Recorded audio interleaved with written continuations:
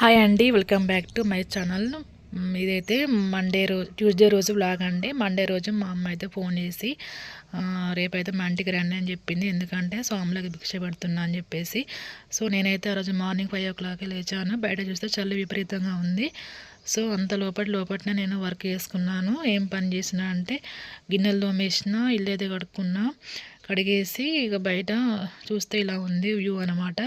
Clouds ఇలా సముద్రం అలలాగా ఉందన్నమాట వ్యూ. నేను బయట అయితే ఇక ఇల్లు పట్టేసి ముగ్గులు వేసిన. ఆ రోజు గంగ పట్టొచ్చినాయి మాకు. సో గంగ నీళ్ళు కూడా పట్టేసి బ్రష్ చేసుకొని ఇక పాలు అయితే పెట్టేసిన. ఫస్ట్ పాలు పెట్టాలి కదా మార్నింగ్.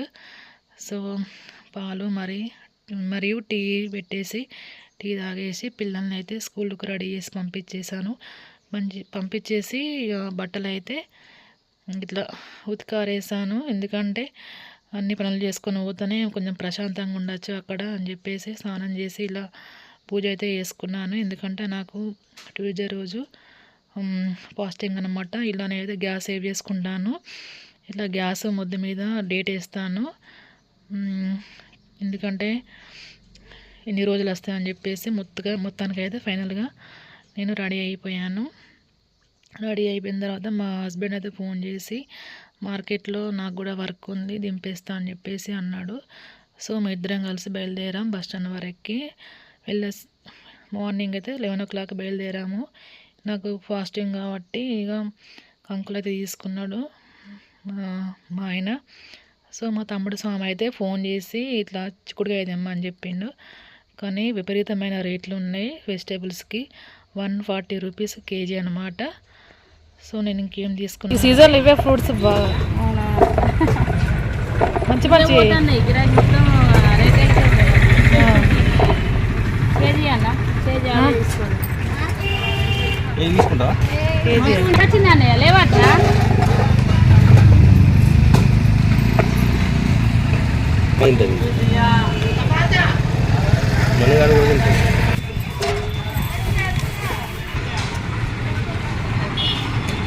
ఫ్రూట్స్ కూడా తీసుకున్నాను అనమాట. ఇక ఫైనల్గా అయితే మా వారైతే నన్ను బస్ స్టాండ్కి వచ్చి బస్ అయితే ఎక్కించిండు. ఇక మా అమ్మ వాళ్ళ ఇంటికి అయితే రీచ్ అయిపోయాను. చూడండి మా అమ్మ వెళ్ళేసరికి ఇలా పూజ చేసింది. తిరుగువారం అనమాట. తిరుగువారం మా వదిన మరదలు కలిసి బోనం అండిల్లు. నేనైతే ఇక వెళ్ళి కొంచెం బోనానికైతే బొట్లు అయితే పెట్టాను.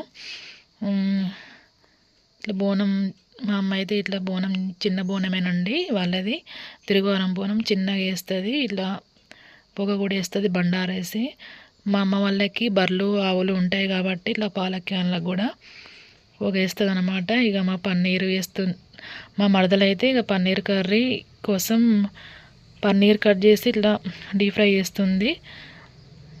ఇక ఇంట్లో పాలతోనే తయారు చేసింది అనమాట.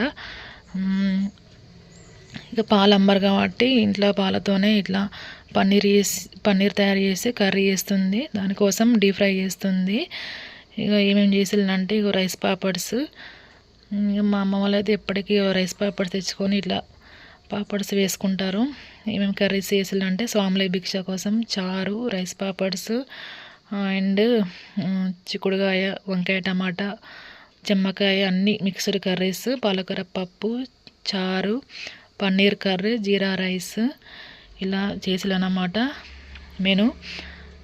ఇక స్వాములకి భిక్ష అయితే స్టార్ట్ అయిపోయింది. మా విద్మహి అయితే పడుకున్నది. మేమైతే మా అమ్మ, నేను, మా వదిన, మా మరదలైతే స్వాములకి అయితే భిక్ష అయితే వడ్డించేసాము. ఇక అంతలోపు మా విద్మహి అయితే లేచింది.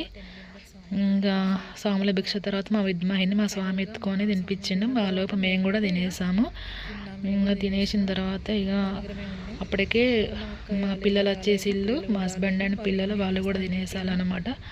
తినేసిన తర్వాత ఇక ఈవినింగ్ అయితే బయలుదేరదామని చెప్పేసి ఇట్లా బయటికి వెళ్ళి చూసినా అప్పటికే ఆవులు బర్రెలు వచ్చేసినాయి. మందలకి వెళ్ళి మా పిల్లలు అయితే మంచిగా ఆడుకుంటున్నారు.